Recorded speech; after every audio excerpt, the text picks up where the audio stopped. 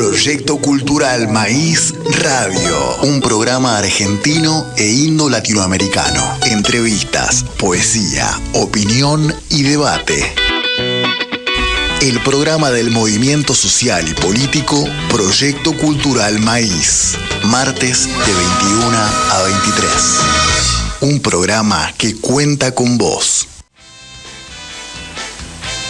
Y así comienza otro programa del Proyecto Cultural Maíz, hoy martes 7 de mayo, programa que trabajó en producir la profesora Laura Benadiva y que cuenta hoy con la presencia de Gabriel Alonso, el profesor Catarino, que está allí desde México, Roberto Paiva, Laura que va a entrar en un ratito. Y puedo contarles que el programa hoy se denomina La Independencia del Miedo. Ese va a ser el tema que vamos a tratar. Un programa que trata sobre periodismo, periodismo libre y lucha libre. Y otra yerba. Así es, lucha libre le decimos aquí en Argentina, Catarino. Sí. Nuestro programa decidimos llamarlo Pensamiento Crítico y Memoria, porque en el Proyecto Cultural Maíz no esperamos una bajada de línea, tenemos una opinión independiente. Por eso pensamiento crítico. ¿Y por qué memoria? Bueno, para que los males que dañaron a nuestro pueblo no se repitan. En la memoria hoy, en el Día del Periodismo, recordamos a Mariano Moreno, su Gaceta, sus palabras que tanto tienen que ver con esta reivindicación del originario. Decía Mariano Moreno, desde el descubrimiento empezó la malicia a perseguir unos hombres que no tuvieron otro delito que haber nacido en unas tierras que la naturaleza enriqueció con opulencia y que prefieren dejar sus pueblos que sujetarse a las opresiones y servicios de sus amos, jueces y curas. Cómo no recordar también los de la década del 70, el gran Rodolfo Walsh, y hoy los más jóvenes van a refrescar su memoria con otros exponentes del periodismo valiente. Bueno, Dayana Álvarez, nuestra operadora, empezará con la grilla que hemos preparado. Bueno, sí, por eso, justamente, queríamos saber cómo se siente, y yo lo voy a leer, se va a notar mucho. Folks in a town that was quite remote heard lay, lay, lay, lusty and clear from the goat herd throat heard lay, lay, La Noticia Rebelde cubrió esa información en la tarde de hoy de la siguiente manera. Si ustedes ven las imágenes, vemos qué es lo que sucedió y cuál la...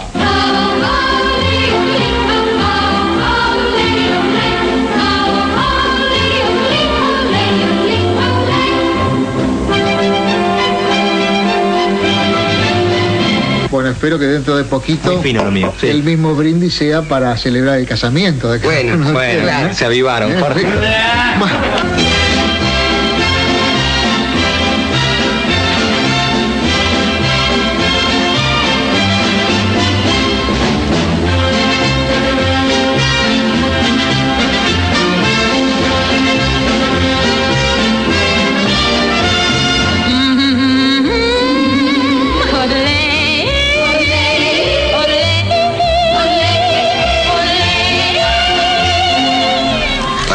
Hola, ¿cómo están? Feliz 9 de julio para todos.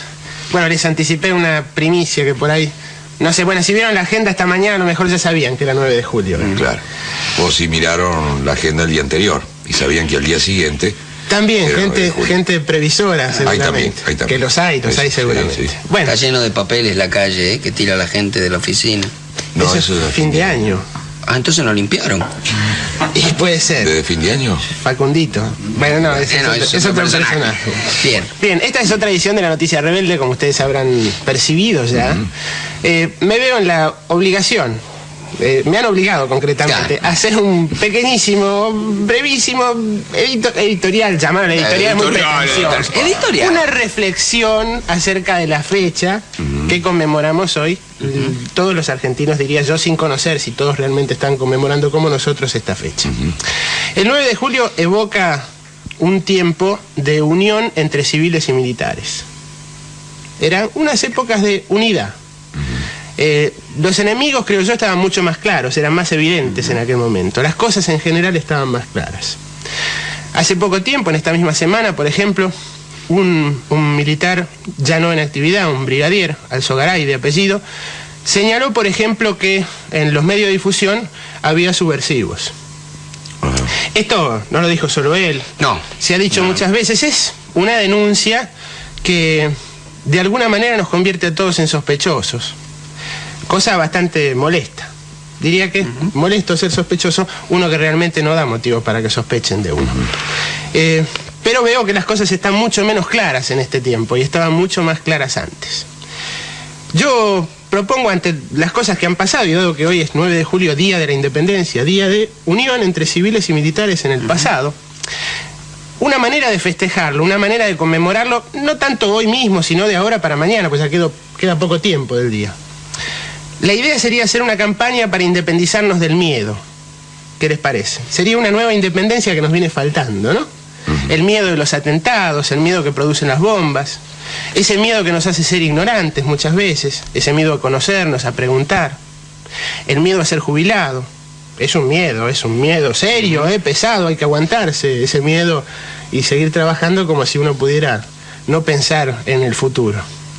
Y bueno, el miedo a que se pudra todo, que ese miedo siempre está presente. Entonces propongo, con ánimo, con entusiasmo, una buena campaña para ejercer, para llevar a cabo, que es este asunto de independizarnos del miedo. ¿Qué les parece? Una buena idea para el 9 de julio, ¿les parece bien? Está bien, hay que ver quién lo comanda. Bueno, ustedes disculpen esto, yo me voy a retirar porque me siento mal. Le dio miedo. Maravilloso programa. La Noticia Rebelde, época de, se me ocurre, periodismo digno, ¿no? Periodismo que no recibía sobres de un lado o del otro para ponerse del lado del vencedor. ¿Vos conociste a los protagonistas, Gabriel? Yo no solo conocí a los protagonistas, a Carlitos Abrevaya, que fue el primero que hizo uso de la palabra, a Adolfo Castelo después, a Becerra, a Jorge Ginsburg, de que fuimos entrañables amigos, hermanos, así que estuve muy cerca de ellos, desde mucho antes, desde los inicios de la revista Satiricón, allá por el 75, 76, y con Jorge nos conocimos en los tempranos 70, 71, 72 por ahí, y después nuestras mujeres quedaron embarazadas, tuvieron nuestros primeros hijos con muy poca diferencia, así que tuvimos pañales. Mi hija mayor nació en julio del 75 y Soledad, la hija mayor de Jorge, nació en octubre del 75, así que nos íbamos de vacaciones juntos, alquilábamos una casita juntos y hacíamos una cantidad de cosas juntos. Y nuestro segundo hijo, Emiliano, por ejemplo, nació nuestro segundo hijo, mío particular, no mío y Jorge, Emiliano nació en junio del 77 y Malena nació 5 o 6 meses después, así que estuvimos muy muy ligados en la vida familiar, muy integrados, pero así que los conocí, por ejemplo, en la época que Satiricón era una revista que todavía no había sido clausurada, de vanguardia, disruptiva absolutamente, que fue un quiebre en el humor gráfico, que fue brillante. Colaboré con ellos, hicieron notas sobre embarazo en épocas que la mujer de Jorge y mi mujer estaban embarazadas las dos, así que participaban en los trabajos de producción, muy muy divertido, y yo digo que éramos toda una camada que éramos hijos del Mayo francés, porque nosotros crecimos a la sombra del Mayo francés y la imaginación estaba absolutamente presente todos los días en la cotidianeidad. Se reflejaba en todo, se reflejaba la imaginación. Y La Noticia Rebelde fue un programa que se hizo sin producción, sin costos. Ustedes miran cualquier video de la época sobre una mesa muy sencilla, ni siquiera un POTUS como se usó después, pero con mucha imaginación, muchísimo trabajo. Se hizo un programa que fue una bisagra de los programas de periodismo, humor, sátira, crítica absolutamente mordaz, y cambió la forma de entrevistas, cambió muchísimas formas de ver, de hacer un programa de televisión, y otros programas que hicieron, ya no juntos, porque Carlitos Abrevaya murió muy muy joven, y después me interesante del programa de Laura, de la elección que hizo Laura de este audio, el contexto, ¿no es cierto? Ellos hablaban de que un personaje siniestro en la política argentina decía que el periodismo estaba lleno de subversivos. Por supuesto, pero aparte, por la connotación que eso tiene que ver, ¿no? Pero no, por supuesto, pero aparte en la revista Satiricón había morsas, por ejemplo, las morsas fueron anteriores, pero se caricaturizaba a una cantidad de gente que muy, muy, muy pesada. Y en este programa, en La Noticia Rebelde, se caricaturizaba a Aldo Rico, por ejemplo. Y Aldo Rico era muy, muy pesado de aquellas. Y aparte, no había experiencia ni de hacer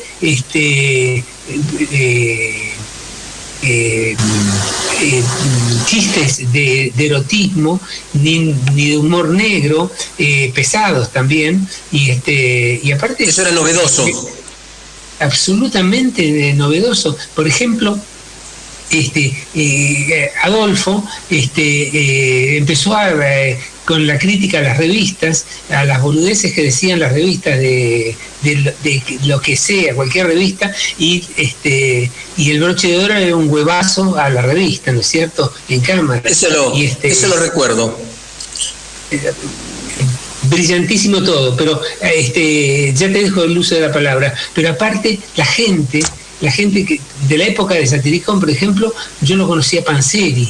Panzeri era, yo que no la voy con el fútbol, absolutamente nada de fútbol, estar un rato con Panzeri era una cosa que no se podía creer, pero aparte toda gente brillante de aquellas. Yo tuve la oportunidad de conocer a Yushem, a tipos con brillantísimos, a Carlitos Ulanowski, con los que trabajamos juntos en el ventilador. Pero volviendo a La Noticia Rebelde, fue un hito en la televisión que duró muy poco tiempo, pero creció y no se olvidó, dejó una huella muy muy marcada, mucho más importante la huella que dejó que el tiempo que estuvo en el aire.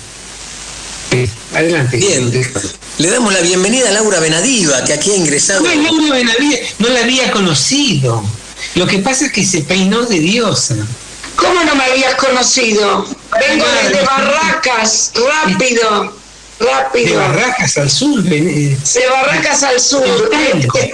Te estaba escuchando y, bueno, para mí son los monstruos sagrados, porque sobre todo Abrevaya, yo tenía como una predilección especial por Carlos Abrevaya, pero además el tipo de humor de ellos, yo me identificaba siempre con ese humor cuando era chica también, y aparte me abrieron la cabeza, porque aparte fue una época de vuelta a la democracia, de la MUNI, de Radio 700 no sé cuánto, donde todo el mundo escuchaba la radio, pero iba a ver los programas de radio en vivo.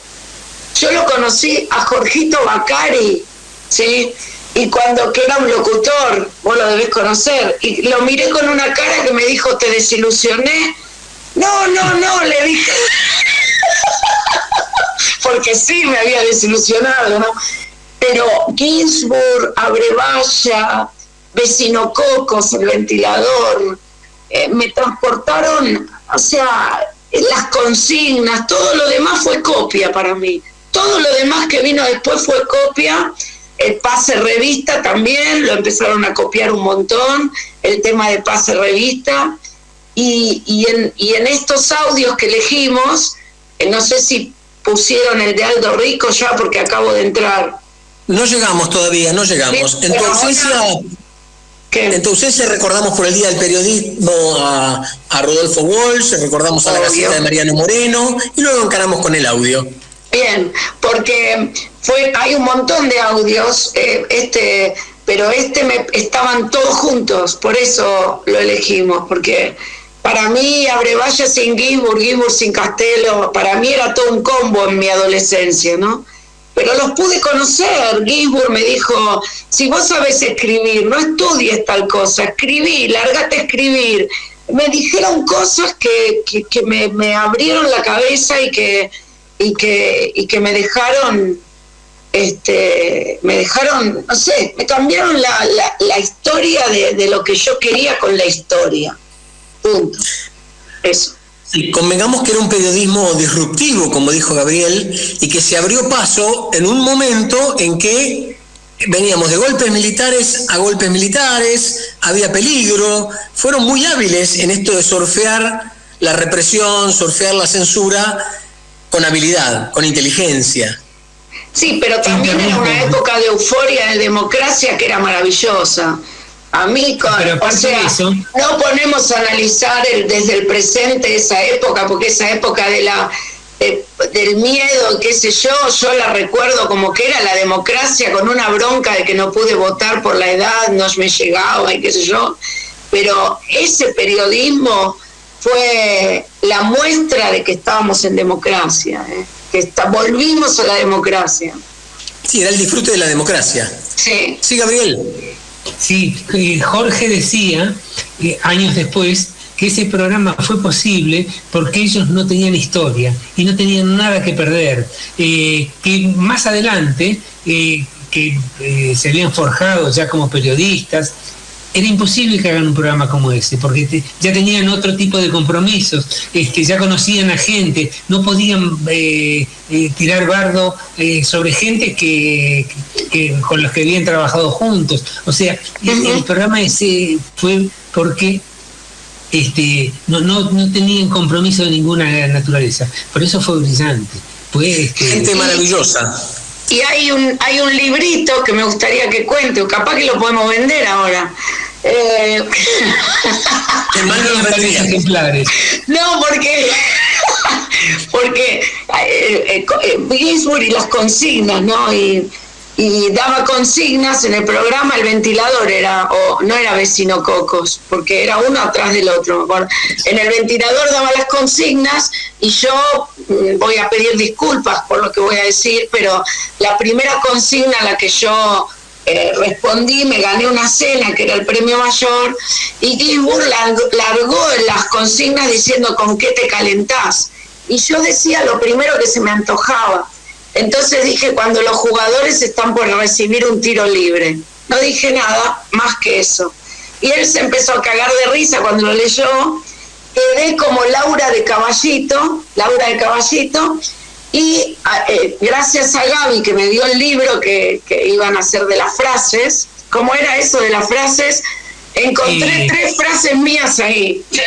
Bueno, en realidad nosotros en el ventilador fue el inicio de interactuar con el oyente. El oyente pasó a ser el llamante, porque se largaba una consigna y la gente empezó a llamar. Fue épocas de una apertura de la telefonía, entonces era más fácil comunicarse. Aparte, sin fines de lucro, porque en ese momento también aparecieron los 0610 de la gente que lucraba con los teléfonos, ¿no? Pero bueno, y hay varias cosas que el ventilador o que la noticia rebelde fueron una bisagra absolutamente. Pero el ventilador fue el primer programa que se largaron consignas y se interactuó con el oyente. Y se interactuaba maravillosamente, porque se formó un club de oyentes del ventilador. Hicimos cenas con ellos, hicimos un programa en la Avenida Corrientes, en ese shopping abierto enfrente del Lorraine, ¿cómo se llama? Bueno, yo soy un desastre para la memoria, pero no importa. Bien. En el teatro del Paseo de la Plaza se llama. El Paseo de la Plaza, sí. En Rodríguez Peña o en Montevideo. Sí. ¿Cómo se llama? Corrientes y a Sarmiento. ¿Qué? Ahora vamos a escuchar el segundo audio, ¿no? Pero nos levantaron el programa. Nos levantaron el programa de un día para el otro. Así que nos peleamos con América, porque el programa salía en la 1190 en América, y hicimos una radio, casi una radio abierta de despedida. ¿En qué año levantaron el programa? Para mí debe haber sido en el 98 posiblemente, aproximadamente. Pero también el ventilador no duró tanto, duró un poco más de 1 año y medio. Sin embargo, dejó una huella que es notable, una estela que trascendió muchísimo. Perdón que te interrumpí antes. No, dale. Lo que vamos a escuchar ahora es el otro audio que me pareció buenísimo por el tema de que ya en esa época ellos salían a ser como móviles, ¿no? Eran como mobileros y salían a buscar la noticia, y había un personaje que se llamaba La Nena. Hubo muchos La Nena en la historia del humor y argentino, pero bueno, se llamaba La Nena. Y La Nena decía cosas que los periodistas no querían decir, y me pareció muy bueno, así que Dayu ahí lo estaba preparando para pasarlo. Lo escuchamos. Muy buenas noches, ¿qué tal, Raúl? ¿Cómo le va? Y yo con miedo que no se me ocurra nada ahora. Porque teóricamente ahora tenemos que ser graciosísimos. Pero bueno, lo que sí vamos a hacer es presentar rápidamente una nota que es un modo de desligarse de todo esto.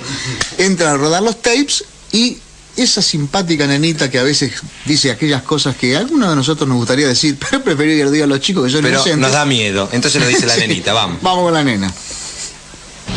Bueno, Adolfo, alegría. Tenemos que hacer una nota, llenar 2 minutos de pantalla. Pero no hay tema. Buscar un temita. Los diarios ni mencionamos. El tiempo. Mira, o sol, lluvia, frío, calor. Hace 3 semanas, 0 grados. A la semana siguiente, 20 y pico de grados. Un absurdo total. Podemos hablar de tiempo. ¿Qué haces acá? Hola. Sí. No hablen de otra cosa. Estábamos hablando de... No. ¿Por qué no hablan del teniente coronel Rico? Porque no se nos da la gana y es un tema imprudente. Tómatela. De acá. Yo lo que decía, ¿sabes qué? Es invitamos figuras, ponerle Tita Merelo, Mirta Legrand, no hay que cuenten cuando ellas eran chicas hace mucho tiempo. Está bien. ¿Qué te pasa, nena? ¿Por qué te voy a arrancar las pestañas. No. Bueno. Hablen del teniente coronel ¿Qué querés decir del teniente coronel Rico? A ver. ¿Vieron el lío que se armó de Semana Santa? Sí, más vale no mencionar. Bueno, sí.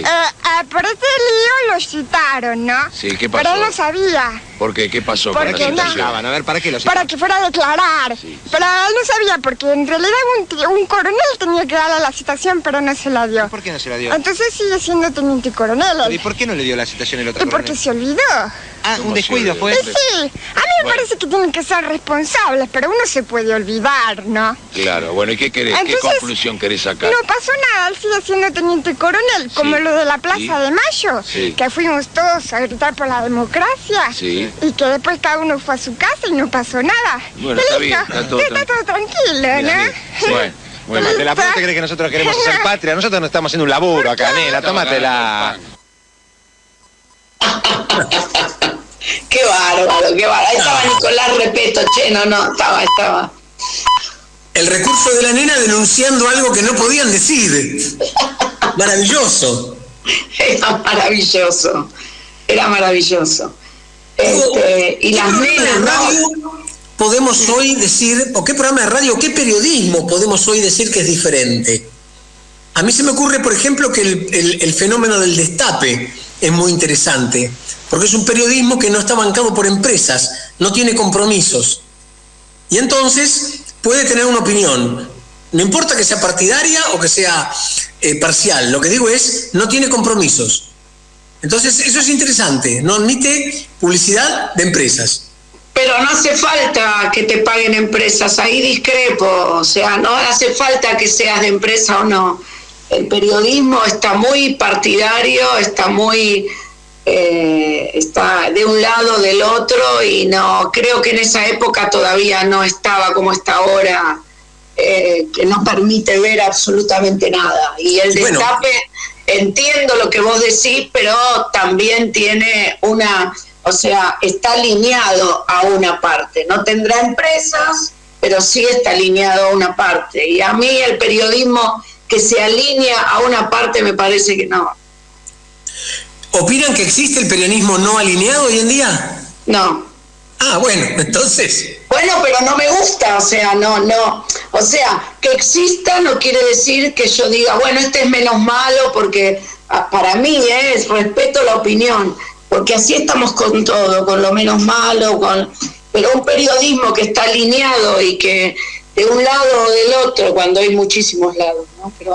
Y que dice cosas que la gente ni se las pregunta y que se nota que son irreales, lo hablábamos la semana pasada, no es un periodismo que está bueno. O sea, pero lo que pasa es que la ideología la tiene todo el mundo, entonces la posición ideológica tiene, cualquier periodista la tiene, y por tanto, bueno. Una cosa es la ideología y otra cosa es la política, no tiene nada que ver la ideología con el papel que tiene que tener el periodista. El periodista no puede bajar línea, el periodista no puede bajar línea. No. Pero por eso no es ideología, eso es otra cosa. No, en educación se hace lo mismo. Al decir lo que piensa, puede parecer que baja línea también. Digo porque conozco muchos periodistas y lo hemos hablado este tema. Y ellos siempre me dijeron, lo que pasa que no es fácil que parezca que uno no baja línea, porque uno tiene una posición siempre. Bueno, antes la posición era otra, era diferente, estos periodistas eran diferentes y también tenían una posición política seguramente, que no fue más fuerte que su trabajo como periodista. Seguramente tuvieron una postura política. Bueno, hay otros audios, ¿no es cierto, Ricardo? ¿Ahí? Sí, Gabriel quería decir algo. Sí. Yo pienso que la nota diferencial que hay es que no había noticias falsas. Hoy estamos celebrando un día de periodistas con una cantidad inmensa de noticias falsas, que son emitidas por mercenarios, por periodistas mercenarios, que es una característica nueva. En aquella época había mercenarios de muchísimo peso, pero con un formato completamente distinto. Estos se dicen analistas independientes, sin compromiso. Aquellos estaban de aquella época, digamos de los años 80, 90, estaban absolutamente jugados, pero se les notaba, digamos. Pero ahora la grieta y las fake news hicieron un trabajo tremendo. Yo les voy a proponer que siendo las 21:30 pasaditas, hagamos una pausa de un par de avisitos y musical. Sí, tenemos ahí una música muy linda y la tanda. Avancemos. Vamos.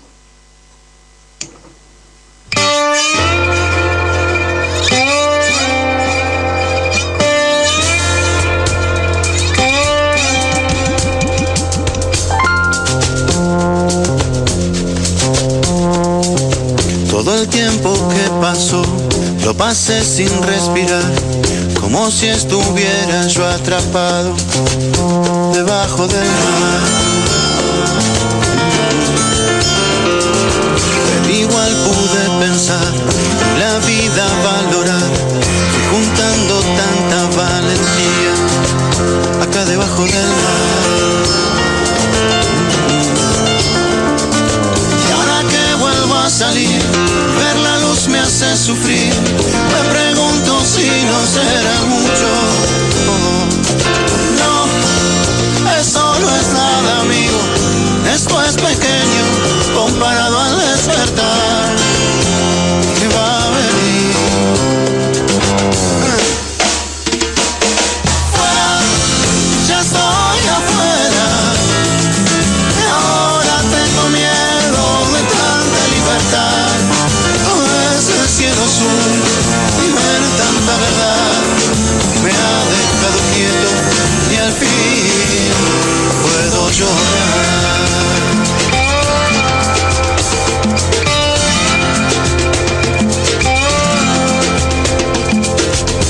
Cuánto tiempo yo dormí sin poderme despertar.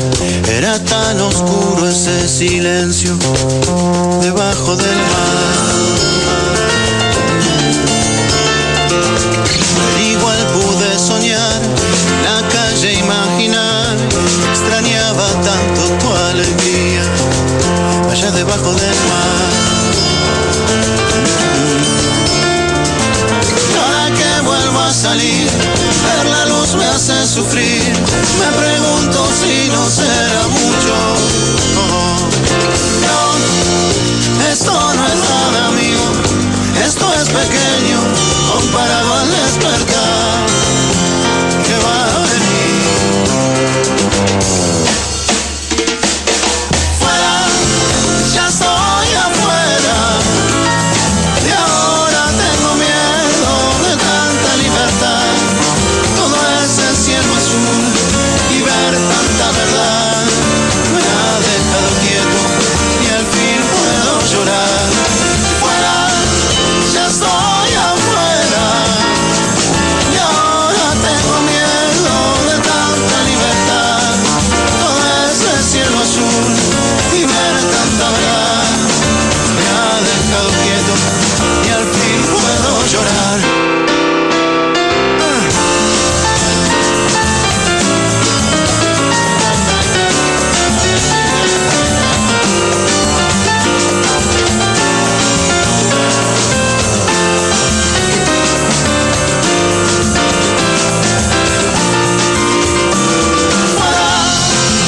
Ya estoy afuera y ahora tengo miedo de tanta libertad.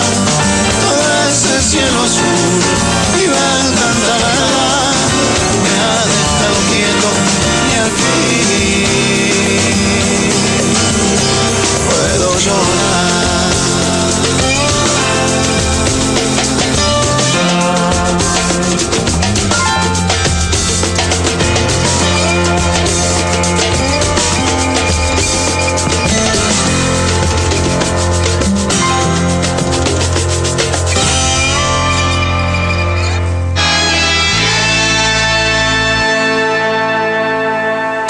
Para comunicarte con el Proyecto Cultural Maíz durante la emisión del programa, podés hacerlo llamando al 11 2690 8496. 11 2690 8496. Pero además, el resto del tiempo podrás solicitar nuestras publicaciones, charlas y seminarios comunicándote al 11 2294 6420. 11 2294 6420. Y también puedes hacerlo a través de nuestros Facebook, Proyecto Cultural Maíz y Proyecto Cultural Maíz Radio. Proyecto Cultural Maíz, nacido en América como el maíz para alimentar la conciencia de nuestros pueblos. Cueros Monique, sacos y camperas de cuero, confección a medida, arreglos de todo tipo, créditos con recibo de sueldo, tarjetas de crédito en 3, 6 cuotas y ahora 12. Avenida Santa Fe, 3312, cuarto piso C, Cava. Teléfono 116-168-4846. Cueros Monique. Aprende a navegar con Escuela Barracuda y disfruta de nuestros ríos y del maravilloso delta. Escuela Náutica Barracuda. Cursos de navegación deportiva, clases teóricas y prácticas al alcance de todos. Escuela Náutica Barracuda, con K. Llámanos al 115-752-2851 o buscando en redes sociales @Escuela Barracuda, con K. Y ahora el pueblo empieza en la lucha con voz de gigante, gritando adelante. El pueblo unido jamás será vencido.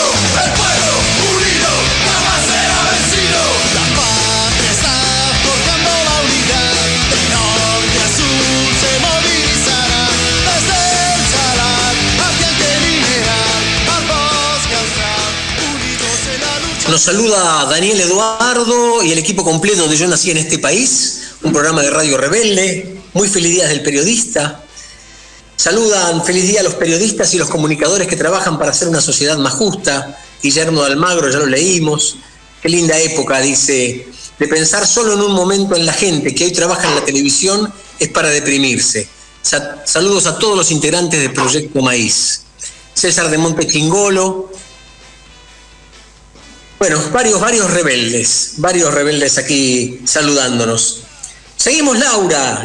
Bueno, hablando de la independencia del miedo, como se llama el programa de hoy, también hablando del Día del Periodista y de la misión y del objetivo del periodismo, ¿no?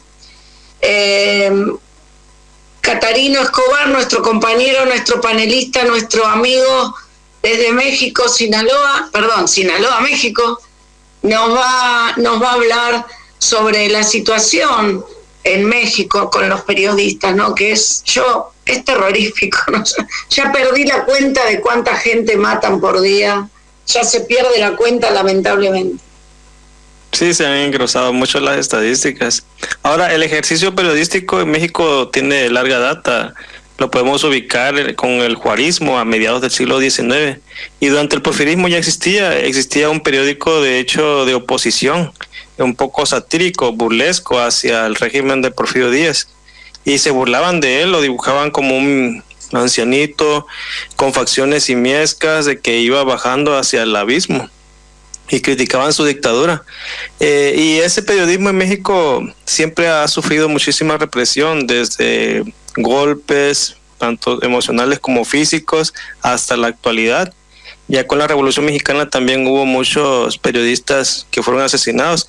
Y de hecho periodistas yanquis que vinieron a México a documentar, entre comillas, la brutalidad del régimen porfirista, para justificar la salida del dictador y entronizar, digamos, a un nuevo régimen filial o pro-yanqui, también se le puede decir.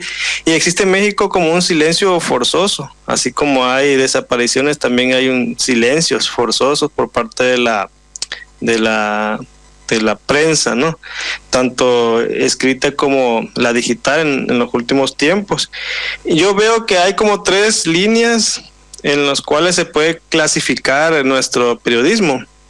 Por ejemplo, existe una autocensura posibilitada por la política, otra posibilitada por la economía del mismo gobierno que paga para tener publicidad dentro de los medios, porque finalmente el periódico subsiste a través de las regalías, a través del dinero que recibe del gobierno y que recibe de la iniciativa privada. Es como el periodismo también está saliendo avante, y como surgen también muchos blogs, muchos medios digitales hoy día que necesitan esa publicidad para mantenerse. Entonces, esos son los 2 mecanismos que han dominado el periodismo en México, y hay un tercero que podemos ver en la delincuencia. Es decir, el periodismo está subyugado por lo político, por lo económico y por la delincuencia organizada, que finalmente la delincuencia organizada con el Estado se han hecho uno solo. Pero cuando decimos delincuencia organizada también lo podemos entender como ese narcopoder que existe en nuestro país y que no es reciente. El narcotráfico en México data desde principalmente fines de la década de los 70, en el 78, pero ya desde antes había un narcoestado, pero muy disfrazado, y a partir de los 80 ya se destapa hasta lo que tenemos actualmente.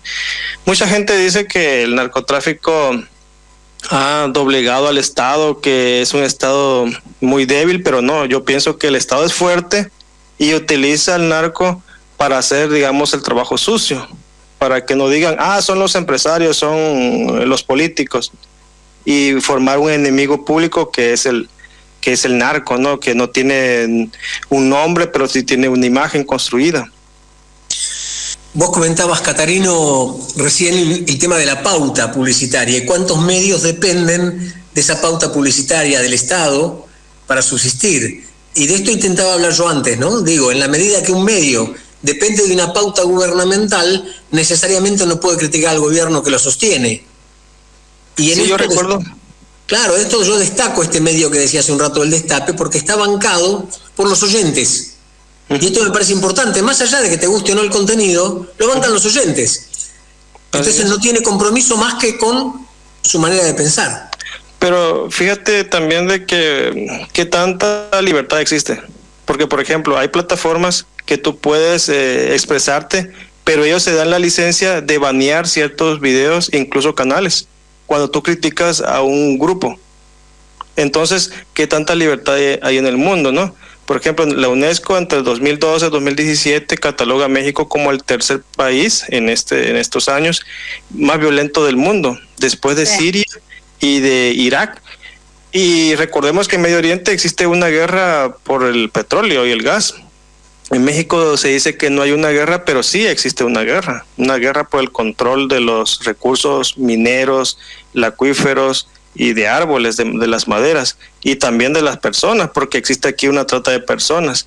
Fíjate, no vivimos una dictadura como tal, pero sí vivimos una dictadura, a lo mejor, como dijo Vargas Llosa, no existe una dictadura, sino una dictablanda, ¿no? Y ahorita recuerdo a Vargas Llosa y al Gabo que empezaron como periodistas y se encumbraron en las grandes letras. Tú mencionas la libertad, ¿y dónde está la libertad plena? Bueno, mirá el ejemplo de Julian Assange, ¿cierto? Que por hacer periodismo y publicar está preso. Está preso. Aquí, por ejemplo, por ejemplo, en México en el 2000 surgió un blog que está en internet, se llama el Blog del Narco, y a partir del 2014 empezaron a subir ellos videos de ejecuciones, de pleitos entre los carteles aquí en México, donde aparecen videos de hombres armados con armas largas, valga la redundancia, y que están decapitando a gente viva y la están descuartizando vivos. Prácticas que se estaban haciendo en Medio Oriente. Es decir, yo también observo ahí un tutelaje yanqui, pues, de que esas prácticas que ellos han inducido en Medio Oriente también las están haciendo aquí y que ya estaban en Colombia. En Colombia tenemos casos donde ellos llegaban, los paramilitares, y arrasaban literalmente con las comunidades, que también ocurrió en Guatemala en los 50s y en otras partes. Y no estamos en dictadura, como si lo estuvieron ustedes en los 70. Ahora, mientras, porque tenemos muchos audios hoy, y nos mandó un audio Gustavo de Mendoza, que tiene que ver con esto del periodismo, con lo que hablábamos antes. ¿Qué te parece, Dayana? Perdón, Catarina, así vamos mezclando, porque esto es en este momento, ¿sí? Que dice lo siguiente. Algunos los conozco personalmente, a otros no, pero es un gusto compartir cosas con ustedes, y un día como hoy, que es el día de los periodistas, del periodismo, de los comunicadores, un abrazo grande desde Mendoza, sobre todo para ustedes, que son comunicadores del campo popular, que son honestos, que son serios y que dicen la verdad y la militan. Un abrazo inmenso a todas y a todos. Bueno, lindo mensaje de Gustavo de Mendoza, y Mario acaba de poner explotan los canales de comunicación. Mario Areta acaba de mandar, dice que le está gustando muchísimo el programa también, y lo que dice Catarino le está interesando muchísimo. Dice, es muy interesante escuchar a alguien de otro país que hable sobre estos temas. Y antes de que sigas, hay una serie que les recomiendo que se llama Borgen, o como se quiera llamar, que es danesa. Acaban de estrenar la 4ª temporada después de 10 años, y no se las voy a spoilear, pero sí empieza la primera parte de esta última temporada. Una directora de un canal de televisión y de periodístico, ¿no? Dice, las noticias primero van a lo virtual, ¿sí? Después ya van falsas a lo virtual, bajan a la realidad falsas, ¿sí? Y así estamos en este mundo. Es muy, cuando te lo dice así, y te lo dicen en una serie de Dinamarca, ¿no? Así, tac, decís, ¿no? que hacemos, ¿no? Llegan antes que la realidad, dice eso, antes que a la realidad ya llegan falsas a las redes. Los periodistas miran las redes para hacer periodismo. Hay muchos periodistas que leen el Twitter para decir noticias, ¿sí? Directamente, en vivo y en directo. Así que imagínense cómo tiene que cambiar el periodismo, ¿no? O cómo tenemos que hacer nosotros para saber si lo que nos están diciendo puede tener algo que ver con la realidad. No le sucede solo al periodismo, Laura. Hay diputados de la Nación que hacen denuncias penales sobre noticias inexistentes, porque las vieron en Twitter. Sí. Es maravilloso. Pero lo impresionante es que estás diciendo, ya vienen falsas al éter, digamos. De origen. María. Falsedad ya vienen de origen. así, ya está, ¿entendés? Cuando bajan a la realidad y ya están, bueno, ¿no? Es lo que decía Aldo Huxley, en donde afirmaba que había mucha información, la mayoría era vana, eran muchas mentiras y coloridas para entretener a las personas. En un mundo feliz, Catarino decía eso. En un mundo feliz. Es un libro de él. El Soma. Sí. Sí, necesitamos tener como una sustancia que nos aletargue, que nos ponga felices. Muchos utilizan actualmente el Facebook. Sí, continuando un poco con lo que estaba mencionando, aquí en Sinaloa pues hemos tenido muchos casos sobre asesinatos de periodistas, y no es lo mismo un periodista que es asesinado a uno que muere por otras cosas, ¿no? Sino que exclusivamente por su labor periodística. Por ejemplo, en los últimos 10 años tuvimos a Humberto Millán en el 2014, en el 17 tuvimos a Javier Valdés, que lo íbamos a entrevistar con mis alumnos para el Congreso de Historia Oral que se organiza en otras memorias. Y recientemente, el 5 de mayo, en este año, murió asesinado Luis Enrique Ramos Ramírez. Él era un periodista también, pero él no se dedicaba a buscar información sobre el narcotráfico, sino sobre cuestiones políticas. Y ahí vemos cómo es que los políticos están a la par con el narcotráfico. Y yo vuelvo a lo mismo, no es que el narco haya rebasado al poder, sino que el poder está por encima, como decía Max Weber, y los utiliza y está camuflajeado, ¿no? ¿Y qué denunciaban estos periodistas que fueron asesinados? Prostitución, violación de derechos humanos, explotación, la narcopolítica, los desaparecidos, la corrupción y la falta de libertad. El periodista muestra su información, su ensayo, su crónica, pero el jefe editorial, el jefe de redacción, dice si se publica o no. Me ha tocado también a mí de que hay una revista aquí en México que se llama Proceso. Ellos han siempre criticado al gobierno, sea de derecha o de izquierda, y también han criticado a la Iglesia Católica. Recuerdo que una ocasión en la mañana sacaron la revista de 4 sacerdotes pederastas aquí en México. Eso fue como a las 7 de la mañana. A las 8 que yo regresé para comprar la revista, ya no había ni una. Se habían comprado todas las revistas. Lo mismo pasó con un periódico aquí que se llama Río 12, que dirigía Javier Valdés, mi amigo que asesinaron. Él publicó también una nota y el narco le llamó para decirle que lo quitaran, porque se los compraban ellos el periódico. No lo hicieron. Bueno, entonces esperaron a que se repartieran en las tiendas. Después llegaron muchos sicarios a comprar los periódicos. Y parece una película, pero la realidad supera la ficción. Y así han habido muchas violaciones sistemáticas a los derechos humanos, y no solamente en México, no solamente en Sinaloa, sino en diferentes partes del mundo. Y yo a veces pienso que donde menos se dice que hay estas violaciones es donde más presente está.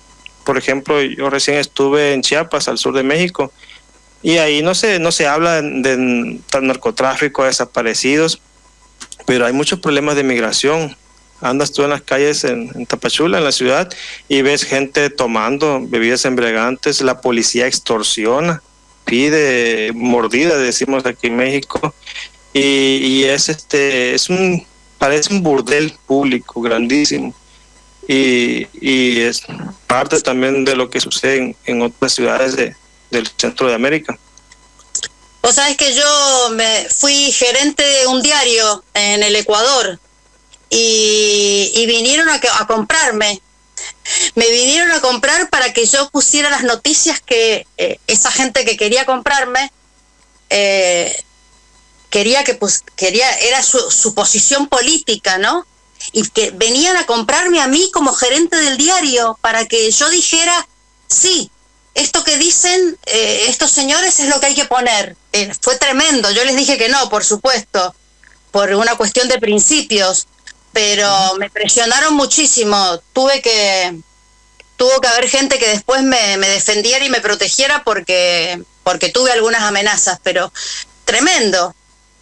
En México habemos mucha gente que, digamos, somos trabajadoras, somos gente, digamos, buena, pero también existen personas que se dedican a las cosas malas. Por ejemplo, este año 2017 fue muy, digamos, sanguinario porque hubo 14 periodistas asesinados en las fuentes oficiales. Hubo incluso un periodista que se llamaba Edwin Rivera.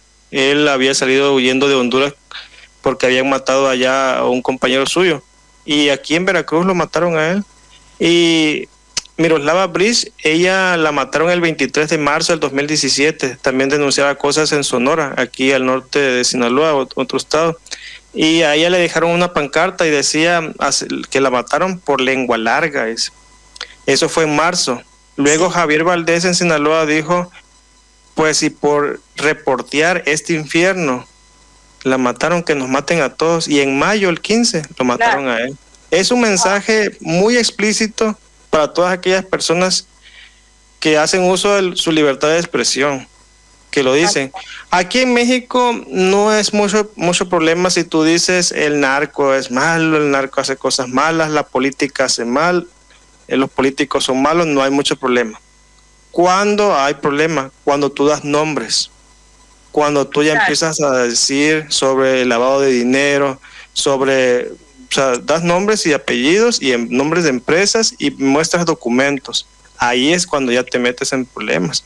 Claro. Y aquí cómo opera la delincuencia organizada. Primero te empiezan a golpetear, ¿no?, en el trabajo. Luego empiezan a matar a tu familia hasta que tú ya empiezas a decir, bueno, me calmo. Aquí hay dos caminos. O eres libre y tú manifiestas las cosas, haces un periodismo de investigación, quienes lo hacen, o te quedas callado y finalmente te pones del lado del opresor. Claro, tal cual, sí, tal cual. Roberto.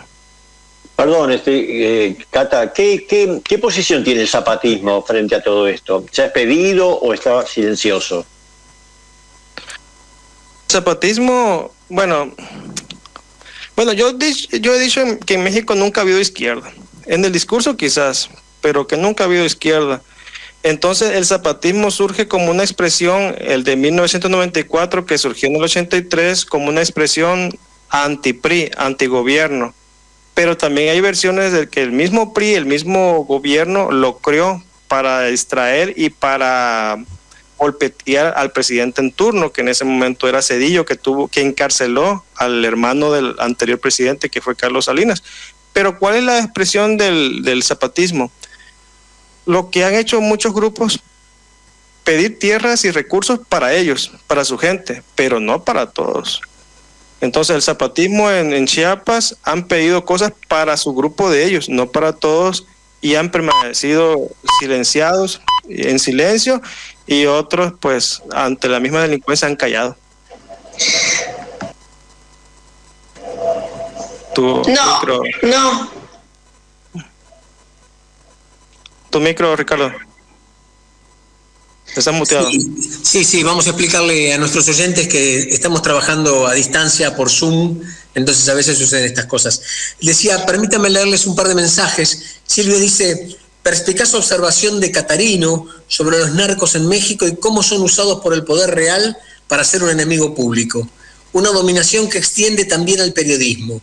Similar planteo hace Roberto Paiva con las maras en El Salvador y posiblemente en Rosario, Argentina. Susana nos hace llegar un mensaje muy interesante y muy largo.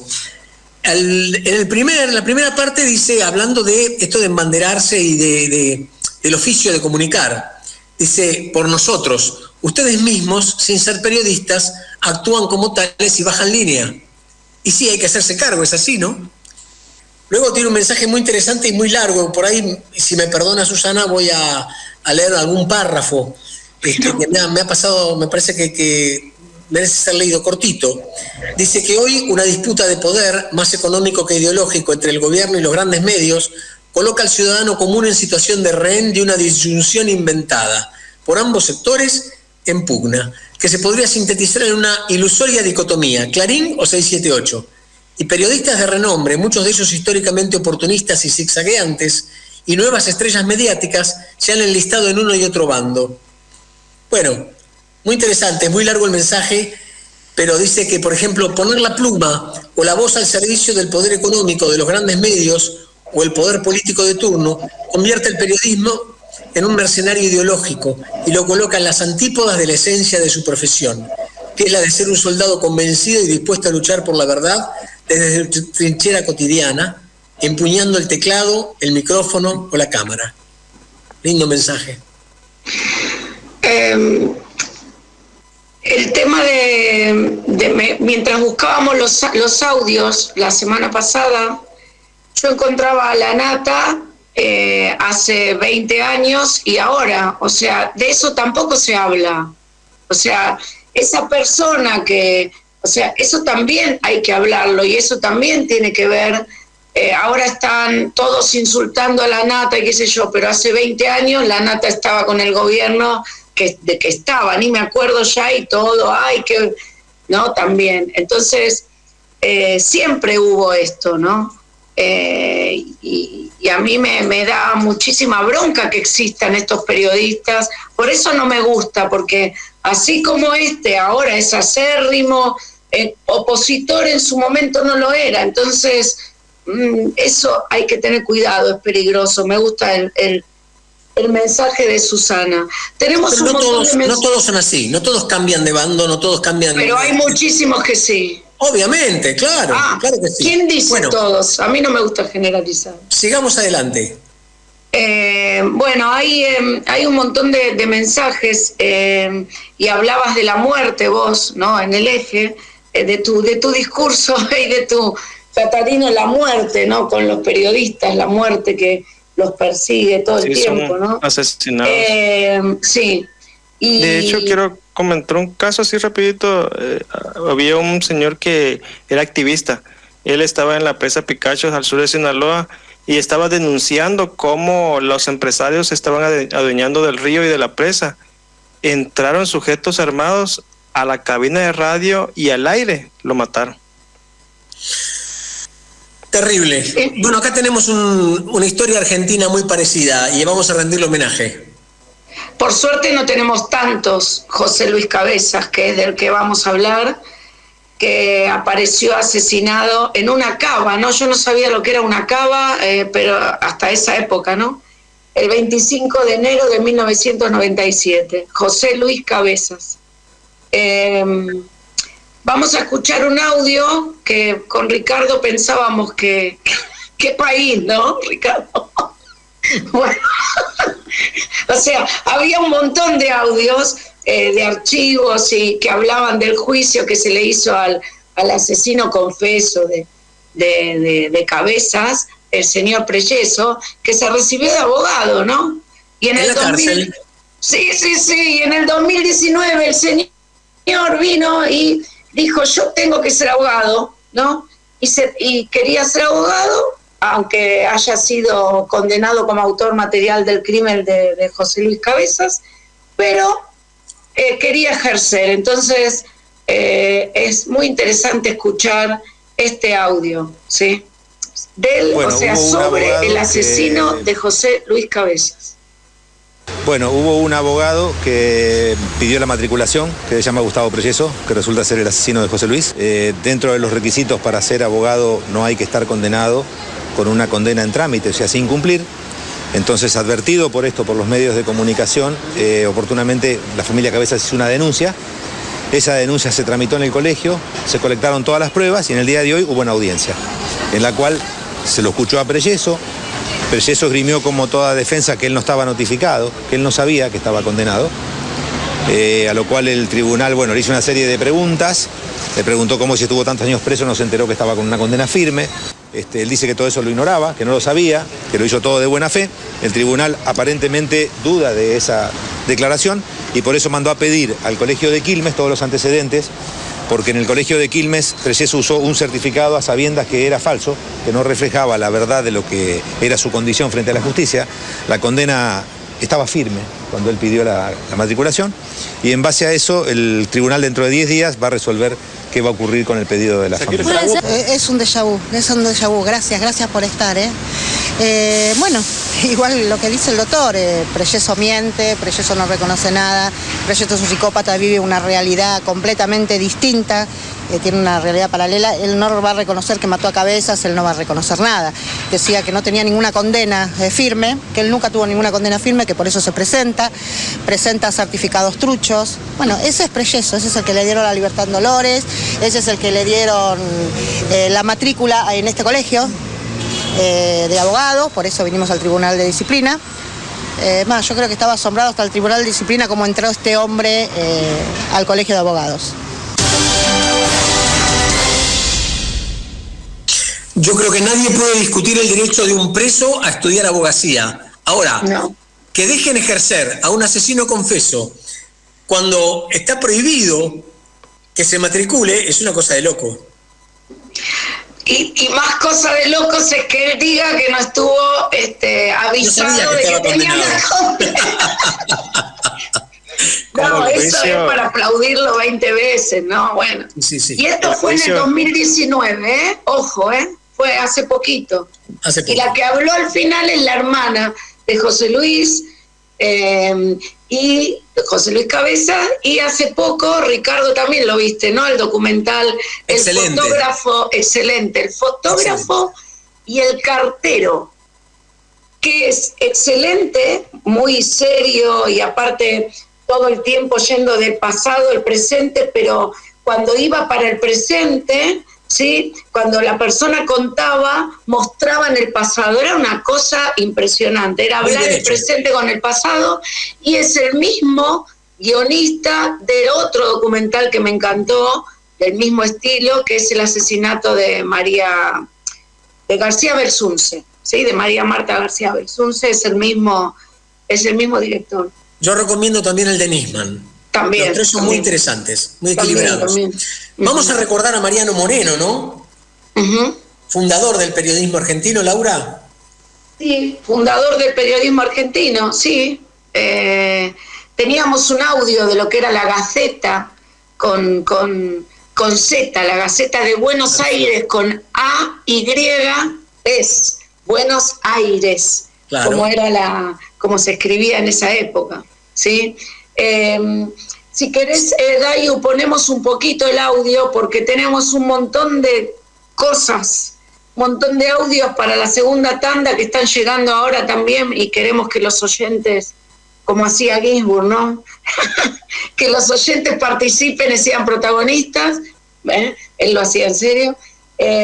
Vamos a escuchar un poquito el audio de la Gaceta, puede ser, Dayu, pero no todo, porque si no llegamos porque tenemos la segunda tanda y lo que sigue.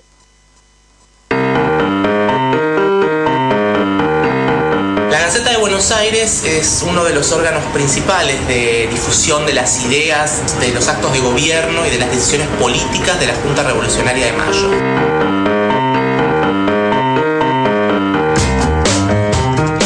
Y fundador, Mariano Moreno, pensó la consecución de la Gaceta de Buenos Aires como un órgano que pudiera definir estrategias políticas, definir una agenda política y también como un espacio de discusión. Representa de algún modo el comienzo de una larga serie de publicaciones periódicas que van a dominar toda la esfera pública a lo largo de la primera mitad del siglo XIX, que va a poner en relación la idea del periódico como espacio de discusión política, pero también como modo de intervención sobre los hechos de la realidad.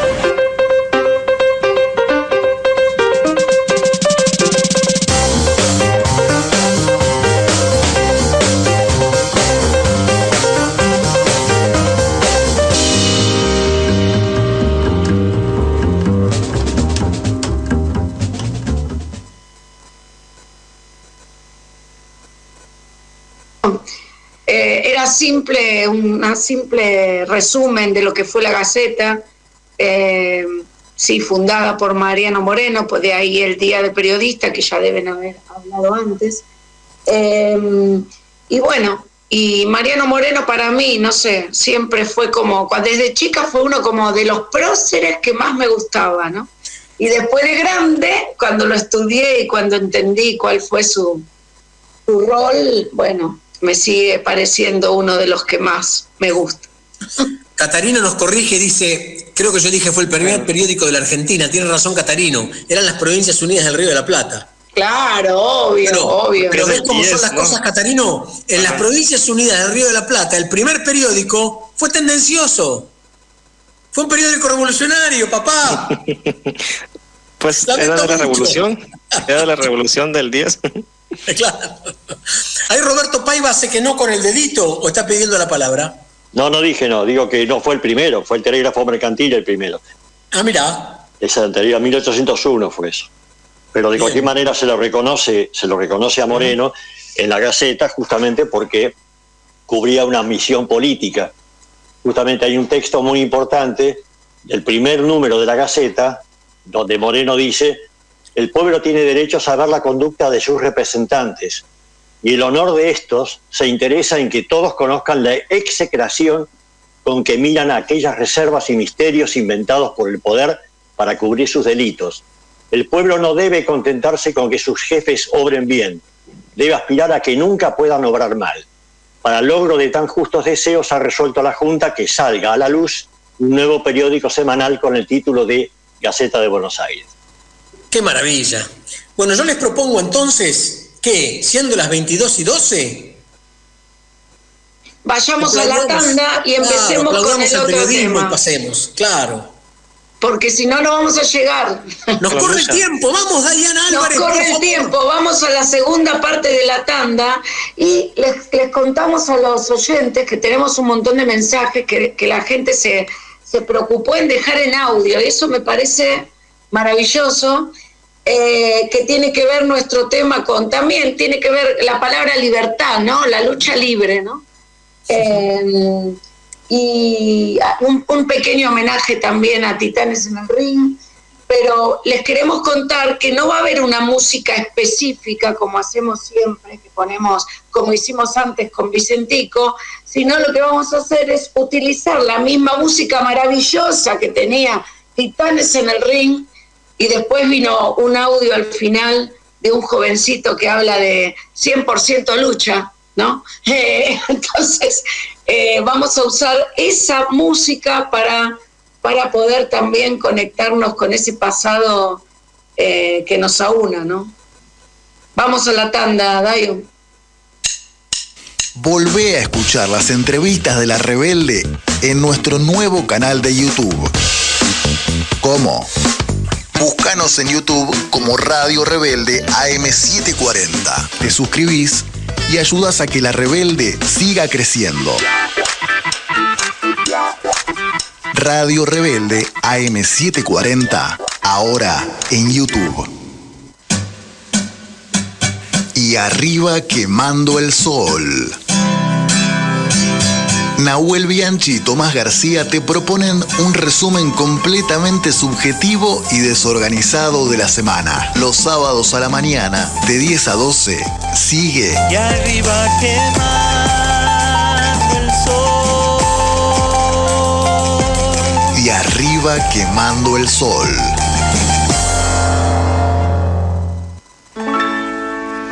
En el laberinto.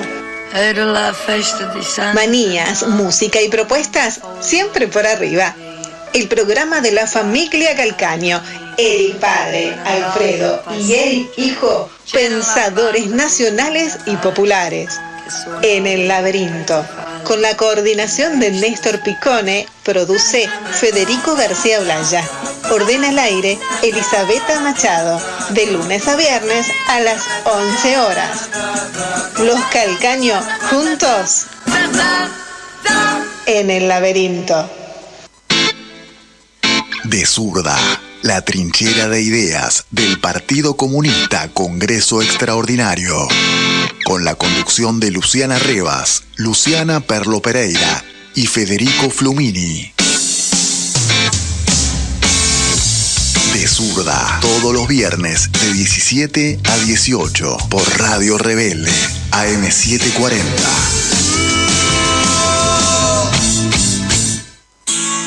Pueden robarte el corazón. El amor es más fuerte. El amor es más fuerte. Porque no todo se compra y no todo se vende.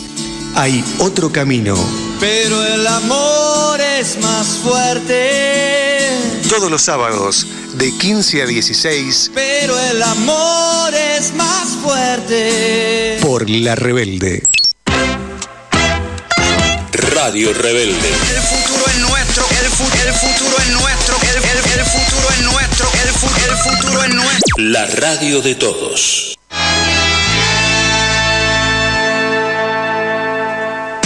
Para comunicarte con el Proyecto Cultural Maíz durante la emisión del programa, podés hacerlo llamando al 11 2690 8496. 11 2690 8496. Pero además, el resto del tiempo podrás solicitar nuestras publicaciones, charlas y seminarios comunicándote al 11 2294 6420. 11 2294 6420. Y también podés hacerlo a través de nuestros Facebook, Proyecto Cultural Maíz y Proyecto Cultural Maíz Radio. Proyecto Cultural Maíz, nacido en América como el maíz para alimentar la conciencia de nuestros pueblos. La patria vencerá. Con Propiedades, con K, la inmobiliaria compañera. Instagram, @conpropiedades con K. Avenida San Martín, 1802, esquina 3 Arroyos, Cava, 4581-0047. Mail info @conpropiedades.com.ar. Desde 1938, seguridad en sus operaciones inmobiliarias. Nodo La Familia, compras comunitarias, bolsones de verduras agroecológicos para comer barato y sano. Nodo La Familia, Avenida María 1375, Don Torcuato. Instagram, @nodo_laflia. Federico Enrique Zambucetti, compañero abogado, defensor de trabajadores. Teléfono 116-282-4142. Mail zambucetear@hotmail.com.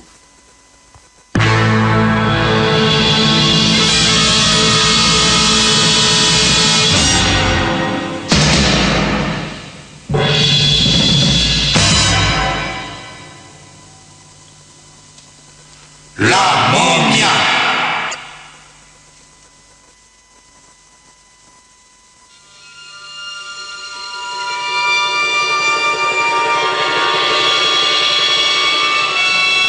Luchador sordo-mudo. Es más fuerte que el acero. Es el paladín de la justicia.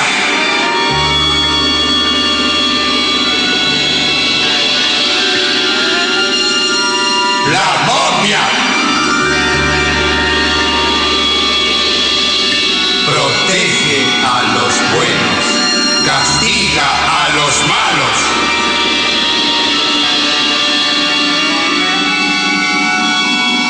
Y quiere a los niños muy tiernamente.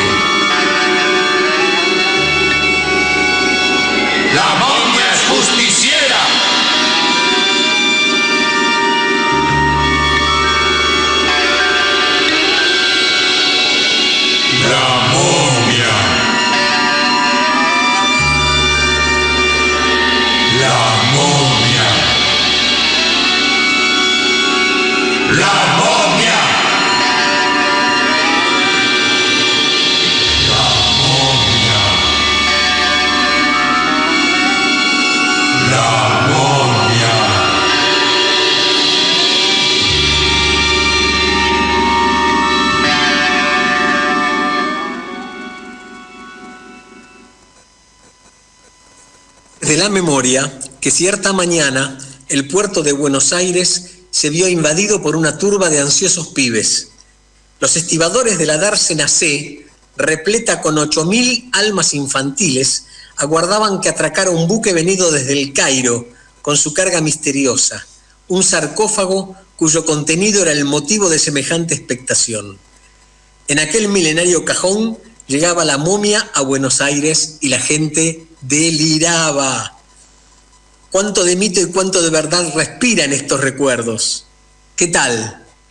¿Qué es? ¿De dónde es? Y esto es un artículo de hace varios años que yo encontré, cuando cuenta anécdotas relativas a Titanes en el Ring y al fervor popular. Exacto. Esto motivaba. Por eso uno tiene que pensar, cerrar los ojos y pensar que esto era todo un espectáculo casi teatral y que casi no teatral, y la canción de la momia, por eso les decía tengan paciencia, era así, ¿no? Te sacudía.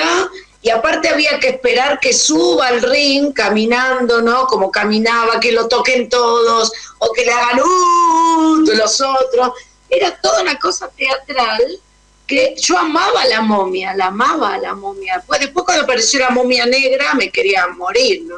Pero la momia blanca, ¿no? Y esta cosa de lo binario, el mundo binario maldito, que lo negro es malo, lo blanco es bueno, ¿no? Bueno... pero era un mito, Ricardo, era mito, pero también, ahí lo dicen los oyentes, no lo voy a decir yo, uno se metía en esto. Es que tenía que ver con el imaginario colectivo, la gente compraba. La gente compraba, fue una pasión y además muchos años. Muchos años. El público se identificaba con los personajes. Sí, la viudita misteriosa, la viudita, yo decía, no hay mujeres en este lugar, ya de chica era la viudita que aparecía haciendo así, desplegando su vestido negro. Ahora, ¿de quién era viuda? No sabemos. Bueno, había uno que aparecía. Vos sabés que si hacemos memoria, una vez el campeón del mundo, autotitulado Kardashian, tuvo un desafío terrible, porque se peleaba con alguien a quien no podía ver. Los escépticos decían que, viste que nunca faltan, los escépticos decían que no había nadie enfrente de él. Y era mentira, se estaba enfrentando al hombre invisible, nada menos. Exacto. Había uno que llegaba en moto, ¿no? ¿Qué? Había uno que llegaba en moto. Sí, claro, a ver. Sí. Y el Indio Comanche. Y Rubén Mercenario Show, hablando de mercenarios, Mercenario Show, Joe. Tal cual. Maravilloso. Dice que leíste el artículo, me recordaste cuando Drácula llega a los Dardanelos en un sarcófago. Pero antes le chupa la sangre a varios que iban en el navío. Ah, claro. El tema de la lucha libre, que creo que en México, ahora vas a contar un poquito, es más que lo que para nosotros no es lo mismo que para los mexicanos. Las veces que estuve en México y en Tijuana, ¿no? Por ejemplo, había como la gente compraba la máscara del santo, ¿no? Del santo, ¿no? Y nada, ¿qué podés contar de eso? ¿Qué significa? ¿Qué significó en tu infancia? ¿Qué significa para los adultos hoy que son fanáticos de esto, ¿no? En México habemos básicamente 3 regiones, ¿no? Y en el norte se practica más el béisbol y el fútbol, y casi no la lucha libre, como sí ocurre en el centro y sur del país. Pero en México se piensa que la lucha libre surge aquí. Sin embargo, sabemos pues que tiene origen greco-romano, ¿no? De la lucha greco-romana.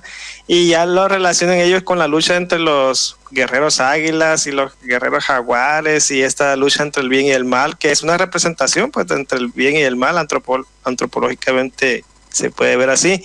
Pero ya es una herencia que hemos recibido pues de Europa, porque está presente también durante la Revolución Francesa, durante el porfirismo, y es Salvador Luterov, que él va a Texas y aquí a México trae un luchador que hace sus presentaciones el 21 de septiembre del 33, y él utilizaba una máscara, que es una de las principales representaciones del luchador mexicano.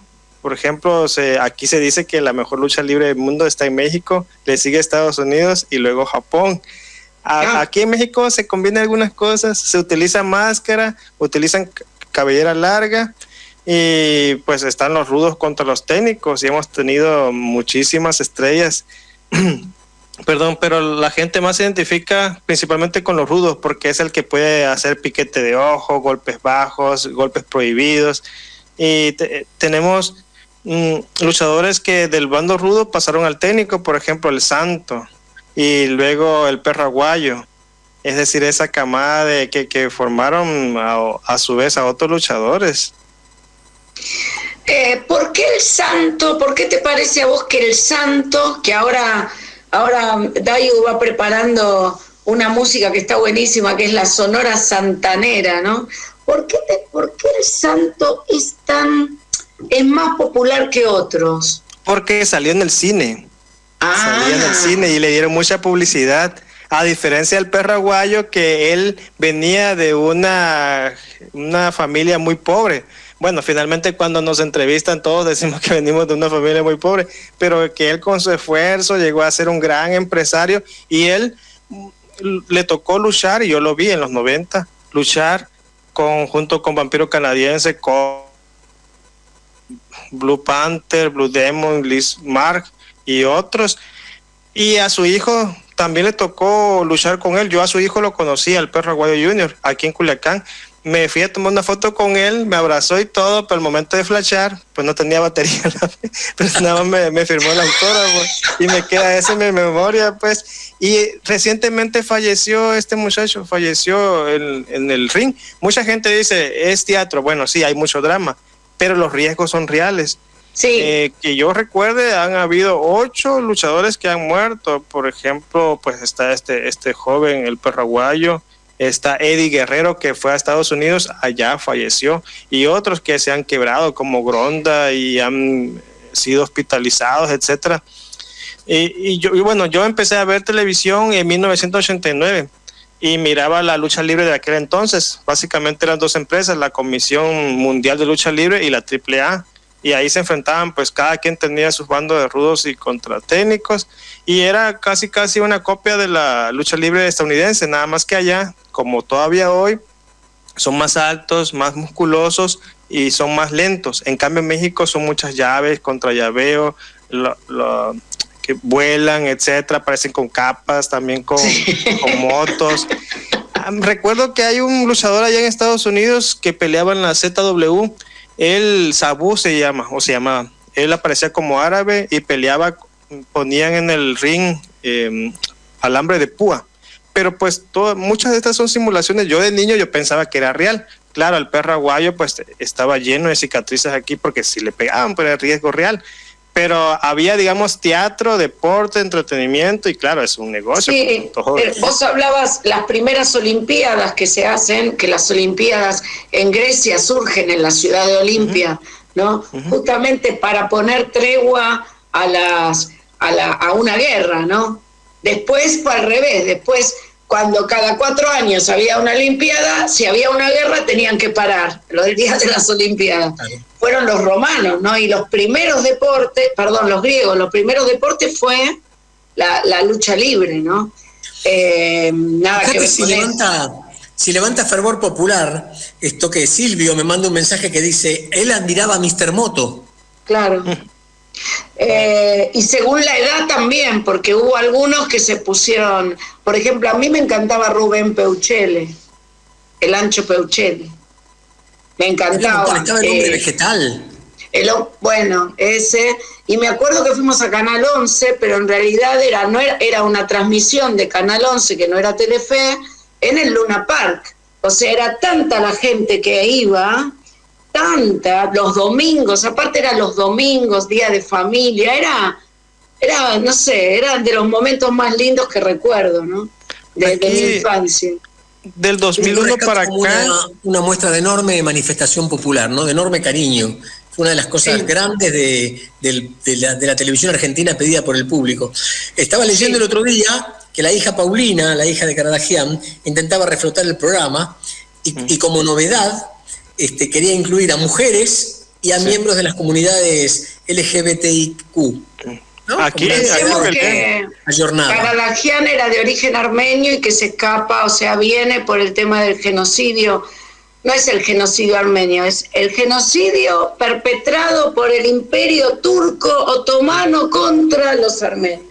Porque si no parece el genocidio armenio. Bueno, no. Fue víctima su familia de eso, ¿no? Y fue un ídolo acá. Y fue muy triste cuando le tuvieron que amputar la pierna, ¿no? Eso me acuerdo, porque un tipo luchador, que le amputen la pierna, ay, qué feo, ¿no? Bueno, sí. ¿Qué?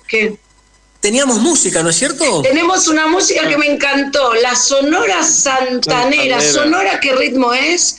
¿De qué zona es? Es tropical. Tropical, ¿no? Bueno, por cumbia. eso, vos sos de México, yo no sé. Bueno, a ver, vamos a escuchar Dayu, que está buenísima y está hecha, o sea, hay una Sonora Santanera para el santo, ¿no? ¿Santanera o de Santana? No, Santanera, por el santo. Santo. A ver, cántala, Caterino. Respetable público, lucharán 2 de 3 caídas sin límite de tiempo. En esta esquina, el santo y cavernario. Y en esta otra, Blue Demon y el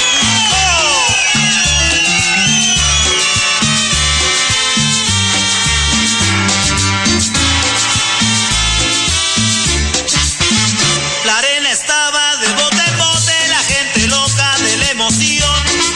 En el ring luchaban los 4 rudos, ídolos de la afición. La arena estaba de bote en bote, la gente loca de la emoción. En el ring luchaban los 4 rudos, ídolos de la afición.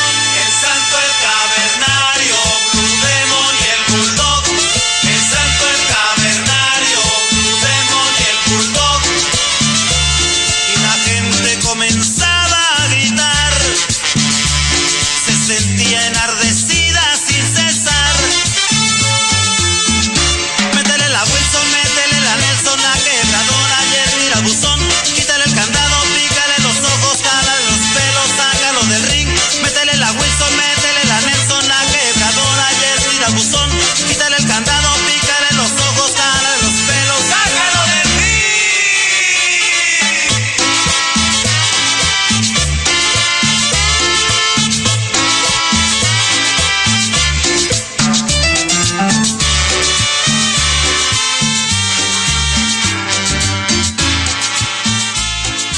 Todas las estrategias de pelea, dice la canción. Piquete, ¿qué más? Sí. Piquete de ojos. Tirabuzón. Ah, el tirabuzón era buenísimo. O sea, La patada voladora. la patada Sí, el voladora. torniquete. ¿no? El torniquete que lesionó muchísimo y mató a uno. Los de dedos magnéticos. Los dedos magnéticos. La Oiga, hurracanada. Eran sí. muy efectivos. Los luchadores inventaban su propia llave, por ejemplo, la Atlántida de Atlantis, la lanza del perro aguayo, así, la cavernaria. Y como Karadagian también era una figura muy querida, muy popular, muy también polémica en el sentido de que él hablaba las cosas que quería hablar, ¿no? Tenía mucha presencia mediática, Martín Karadagian, con su pelo blanco y su barba negra, que era una cosa rarísima, ¿no? Yo quiero hacer un comentario que me parece interesante, porque esta semana, cuando preparábamos la grilla del programa y nos planteábamos esto de la lucha libre y de Martín Karadagian, algún compañero me hizo el siguiente comentario, ¿no? ¿Tiene que ver este tema con el objetivo del programa? Ahora, fíjate qué interesante. Pocos temas tienen tanta participación y uno descubre que todos tienen algo para recordar y para decir respecto Pero a además, esto es cultura popular, esto es, y de eso se trata. Lo popular no es solamente lo que quedó en una época o lo que tiene que ver. Lo popular es esto, lo que Catarino, vos, con distintas edades en distintos países podemos recordarlo y forma parte de nuestra memoria colectiva y quedó. Y después hubo un intento en Argentina que fue muy exitoso, hay un audio sobre eso, de 100% lucha, muy exitoso, pero nunca llegó a ser lo que fue Titanes en el Ring. Y con respecto a eso, tenemos a Karadagian en un audio de un programa que de una vez presentamos, que era El Pueblo Quiere Saber, que está Martín Karadagian presentándole batalla, digamos, o retándolo y hablando mal, ¿no? Hoy esto sería censurado, no censurado porque se cortaría, sino uno diría, che, qué feo lo que dijo Martín Karadagian, ¿no? Pero pongámoslo en contexto, es un programa del año 1933 que en ese momento conducían Pinky y Raúl Urtiz Berea, ¿sí? Entonces, ahí, si lo podemos escuchar, es muy interesante. Fíjense cómo habla Martín, y a quién le habla, nada menos que a Ringo Bonavena, que no lo quiere nombrar por su nombre, ¿eh? O sea, por Ringo, su apodo, ¿no? ¿Lo escuchamos? Ahora, se habla de una pelea con Bonavena. Bueno, ¿qué es ese desafío? Natalio Bonavena. Bueno, yo lo desafié varias veces por televisión. Él está asustado y esto va muy en serio. Él me tiene miedo. ¿Y por qué a Natalio y no a Oscar? Bueno, porque nosotros siempre le dijimos pie plano a Natalio. ¿Por qué? Y porque camina como pato. Mira, como pato porque tiene pie plano, y aparte de que tiene pie plano se llama Natalio. ¿Qué es Ringo? Ringo no. Y un momento que termine de contestar esto. Bueno, está muy asustado porque uno de los rivales que él tuvo, aunque parezca mentira, en entrenamiento, diga que su muchacho no tira más, Giorgetti de Mar del Plata, sí. No Corletti. No, Corletti. Giorgetti, que es de Quiquén. Cuando iba a pelear en Estados Unidos, no sé con quién, cuando hacían guantes, lo noqueó 2 veces. Y yo a Giorgetti honestamente no duró un minuto cuando yo rompí en lucha, ¿no? Contra boxeo las 2 piernas. Él me tiene mucho miedo. Acá hay una cuestión de palabras, porque parece ser que Bonavena dice que el que tiene miedo es usted, caray. Yo le voy a tener miedo a él. Sí. Pero si yo ya le di la prueba que yo a él le gano cuando quiera. Sí, pero usted... Más le voy a decir, todo lo que se saque se dona para patronato de la infancia. Yo no quiero No, ese es otro problema, Yo lo encontré la vez pasada y yo estaba bailando. No se puede promover ahí. No importa, no vamos a promover este negocio. Estaba bailando. Dijo que Watt sí, Sí, una Watt, sí, ¿por qué no? Estaba bailando. Bueno, jugosa, ¿no? Sigue la entrevista, muy jugosa. Pero Natalio Bonavena le tenía miedo. Natalio, no Ringo. Natalio, ¿no? Le tenía miedo a Karadagian. ¿O sabés que Karadagian en un momento peleó con Olmedo? No sabía. Una pelea muy anunciada y muy famosa que atrajo una audiencia increíble. Con Olmedo. Una cosa increíble. Acá un oyente me dejó un audio y me dijo que a Karadagian le cortaron la pierna porque tenía diabetes. Le amputaron la pierna. Sí. Yo ni me acordaba de eso, gracias Marito, de Caballito. Así Silvio Benítez dice que no olvidemos a Mr. Moto y a referee William. Aquí William Boo era malo, William Boo era malo. Era un personaje más bueno. Muchos personajes. Estaba el super pibe, Fantasman, Doctor Cerebrus, Diablo. Había cientos de personajes. Pepito de Gran Payaso.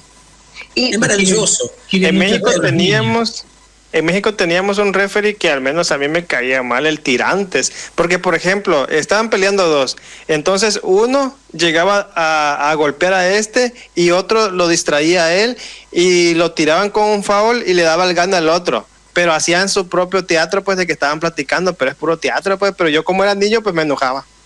Obvio. Y como se trata de niños y de recuerdos de grandes de su infancia, vamos a escuchar, a mí me puso la piel de gallina cuando lo escuché, porque me había olvidado, la música de Titanes en el Ring, y después, seguido esto, vamos a escuchar los varios audios que tenemos, ¿sí?, de distintos lugares del país, que recuerdan a Titanes en el Ring.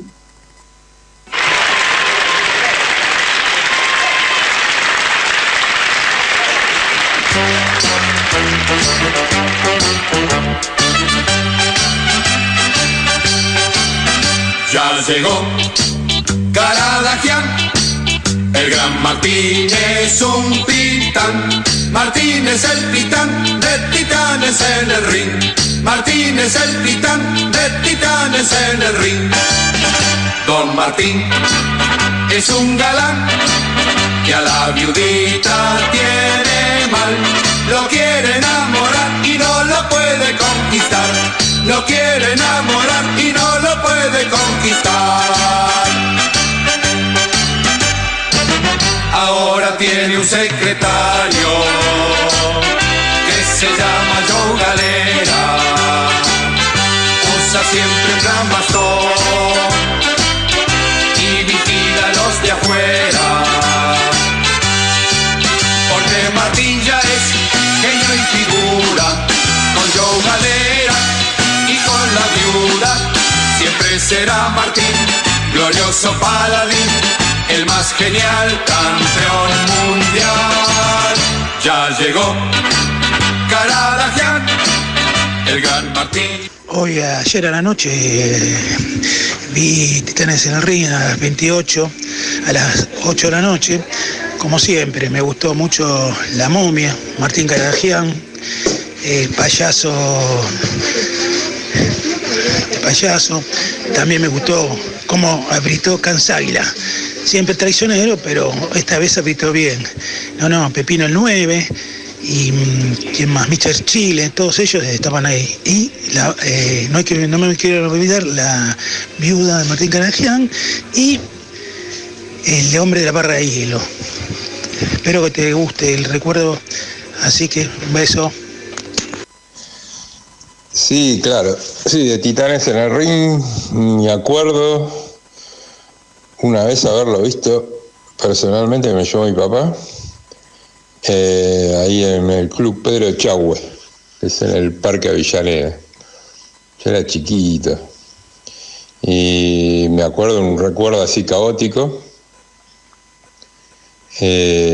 porque no, si me decís, si me acuerdo de Martín Caradagian, de eso mucho no me acuerdo. Lo único que me acuerdo es que me aterró cuando vino la momia negra.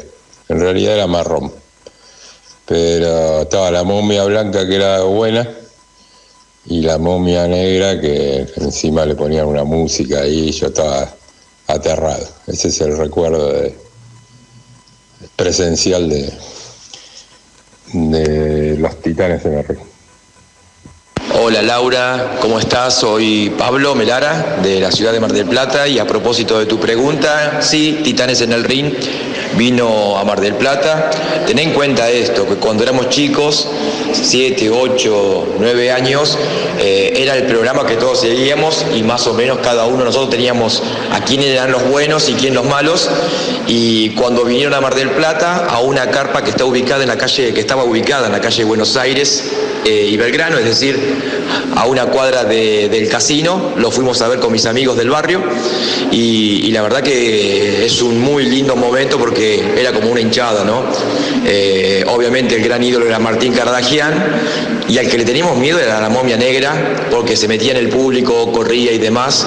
Así que bueno, a partir de tu pregunta me trajiste un muy lindo recuerdo de la niñez, ¿sí? Así que bueno, te mando un gran abrazo y saludos. Hola, buen día, soy Marcelo Musarra, del partido de San Cayetano, provincia de Buenos Aires. Soy profesor de historia, educador en museos, tengo a cargo un taller de narración, y bueno, Laura me invitó a que cuente un poquito qué me acuerdo de Titanes en el Ring. los mejores recuerdos tengo porque forma parte de mi infancia, forma parte de un tiempo hermoso vivido en donde esperábamos los chicos de mi edad y sobre todo en casa a la hora de tomar el café con leche con las tostadas y mirar Titanes en el ring. Me daba mucho miedo la momia. Me generaba miedo, me generaba temor y había otros personajes muy lindos que transmitían alegría. Pero también me acuerdo que cuando se estrenó la película, se hizo una película con Titanes en el ring, fue un éxito muy grande, porque no solo iban los chicos, sino también que íbamos las familias. Fue una fiesta familiar cuando se estrenó esa película. Y actuaba Andrea del Boca, que era chiquita, y bueno, no dimensionábamos en ese momento si nos ponemos ahora a analizar, digamos, la violencia, ¿no? Porque en realidad Titanes en el ring, si bien era un programa de entretenimientos, era ver quién ganaba a quién a través de golpes, a través de diferentes tácticas de defensas corporales. Pero bueno, para nosotros, para quienes forman parte de mi generación, yo tengo 56 años, fue un programa de entretenimiento y de unión familiar a la hora de mirar ese programa una vez por semana. Bueno, saludos, espero que sirva lo que les transmití. Hola, buenas noches. Mi nombre es Julián y estoy viviendo en la ciudad de Buenos Aires ahora, y mi recuerdo de 100% lucha era ir los sábados, me parece que eran los sábados y los domingos, pero yo el día especial era el sábado porque me juntaba con mis amiguitos ahí por San Miguel a mirar en una televisión y gritar y ovacionar a mi preferido. Y bueno, estaba el protagonista, el Vicente Viloni, y estaba el antagonista, el que todos odiaban pero a la vez no, que era la Masa. Y bueno, después cada uno de nosotros nos elegíamos uno con el que nos sentíamos identificados, y estaba bueno porque eran personas con trabajos comunes, vida citadina, pero el fin de semana se convertían en luchadores. Y todos sabíamos que era un mito, que era todo mentira, pero igual nos emocionaba mucho. Digo muchas cosas importantes. Bien, estamos con distintas edades, ¿no? Participó Mario Areta, y el segundo que no dijo su nombre es Carlos Pérez, y son distintas, o sea, vivencias, ¿no? Como pasa cuando uno recuerda esto, pero evidentemente la momia les asustaba a todos, ¿no? Evidentemente, porque la mayoría habló de eso. Y el último, que tiene 25 años, que es Julián, cuenta ya, es otro programa que yo no recuerdo que existía, pero no lo recuerdo tan fervoroso. Se ve que ellos sí, yo no lo recuerdo así. Fíjate, sí. Aquí nosotros tuvimos un personaje que se llamaba La Parca, que murió también en el ring, y salió, él salía bailando con la música, ese tráiler de Michael Jackson, y era una parca negra con los huesos blancos. Luego salió Elia Park, digamos su contrincante, y luchaban entre ellos. Pero sí hacían toda esa obra, pues, de que era una lucha entre ellos, y hacía reír mucho porque, por ejemplo, llegaba a pelear contra alguien, luego se ponía en cuatro, levantaba el pie como si les hiciera pis como un perro, y pues la gente ya. Lo que dice ahí el compañero de San Cayetano, del partido de la provincia de Buenos Aires, también es real, ¿no? inclusive escuchándolo a Caradagian en ese momento, hablando de defectos físicos supuestos, ¿no? De Bonavena, ¿no? De Bonavena, o que este era el chueco, este era el esto, este era el otro, con desprecio, ¿no? Hoy no sé si se haría así igual, o al menos habría voces que dirían algo, ¿no? Y el tema de la lucha con los golpes, ¿no? Pero como dice ahí Julián, todos sabíamos que no se pegaban y que eran amigos, pero entrábamos en el juego todos, ¿no? Sí, yo rescato este tema porque por ahí estoy recibiendo mensajes que me dicen, hoy el programa tuvo dos partes. Sí, decididamente tuvo dos partes. Quizás es parte de nuestro déficit no haberlo planteado de esta manera, al aire, ¿no? En una hablamos de periodismo, recordamos, y en el otro apelamos a la memoria, para ir a un tema que es de absoluto fervor popular. Pero en ambos estuvo el miedo. Exacto. En el periodismo, ese miedo, ¿no? A la censura, la autocensura, la expresión. La represalia. Y en el otro es el miedo a que, por ejemplo, la momia, la parca, esta lucha entre el bien y el mal. No, para mí no son, bueno, no son dos, todo el mundo tiene derecho a opinar, no son dos programas distintos, dos temas, hay un eje claro. El tema es que se trabaja desde distintos lugares, como está diciendo Catarino. Y además también un programa de radio no tiene que tener siempre el mismo tema, monotemático siempre. Claro. Y la realidad es que a la gente le gusta mucho recordar cosas. Por algo mandaron audios cuando vieron en el Facebook la pregunta, ¿no? Porque y fue fíjate así. Fíjate qué cantidad de audios y de participación. Hay un audio de una chica de México que no lo pude pasar, ¿no? Un audio escrito, ¡viva la lucha libre! Hay una persona de Rosario que dice, me mataba el hombre de la barra de hielo. O sea, evidentemente hay un eje y esto tiene que ver con lo popular, con lo que hablábamos antes, con todo y con la imaginación popular también. Porque, por ejemplo, mi viejo le decía a todas mis amigas, mi viejo era flaco, alto, ¿no?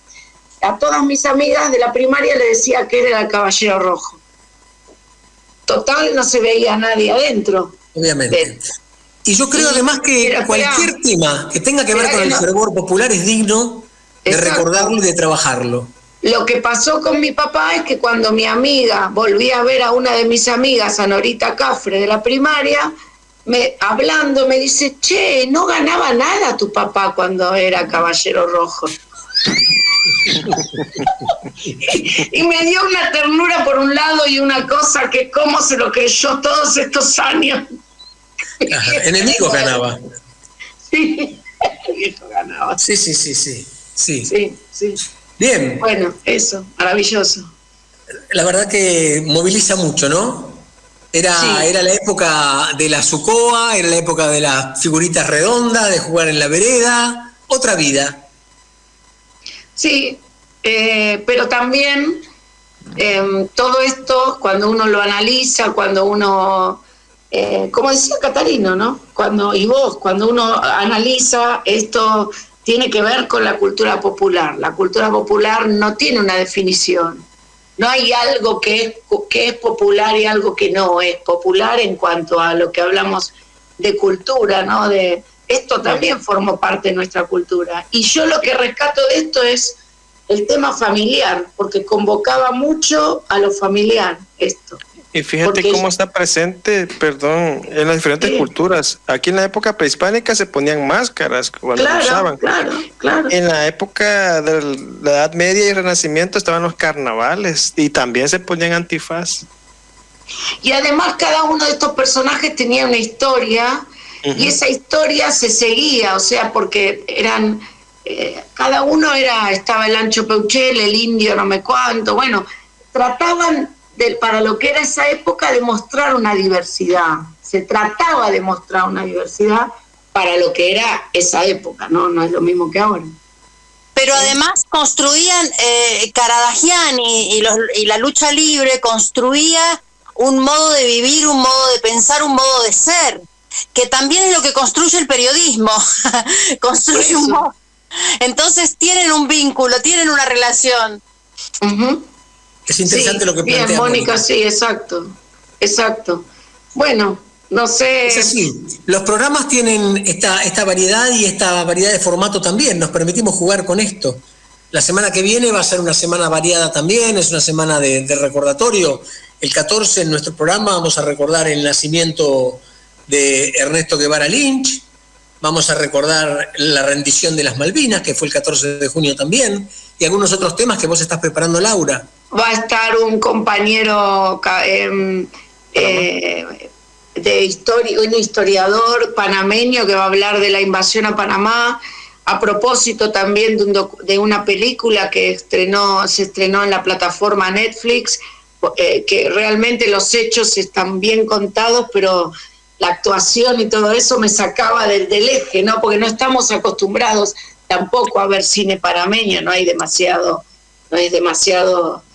cine panameño, al menos no conocemos, y también se va a hablar de Santo Domingo. ¿Qué? Sin embargo, hay un canal famoso panameño. Sí, claro, uy. Pero nosotros no vemos canales porno, Gabriel, por eso no lo conocemos. La semana que viene vamos a hablar mucho de invasiones, ¿no? Es muy transitado ese canal. Es muy transitado ese canal, sí. Por eso, de invasiones, o sea, va a tener un eje como todo, pero bueno, tomado de distinta manera. Nos Bien. vamos a ir con un audio, ¿no? A propósito de todo esto, que tiene mucha onda. Pero bueno, si quieren decir algo más o cerrar, ya nos queda.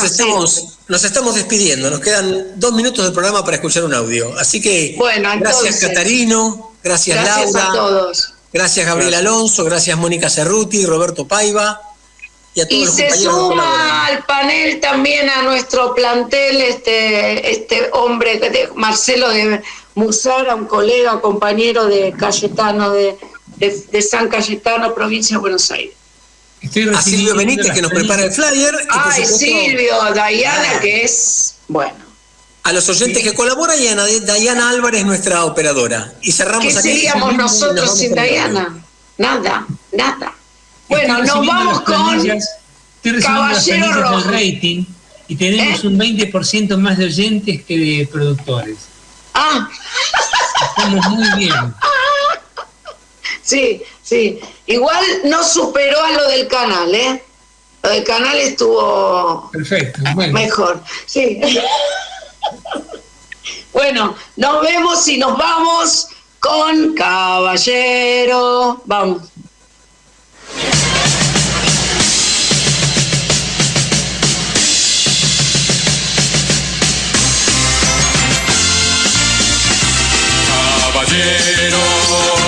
Caballero rojo, es intrépido y leal, es valiente y es genial. Caballero rojo, caballero rojo.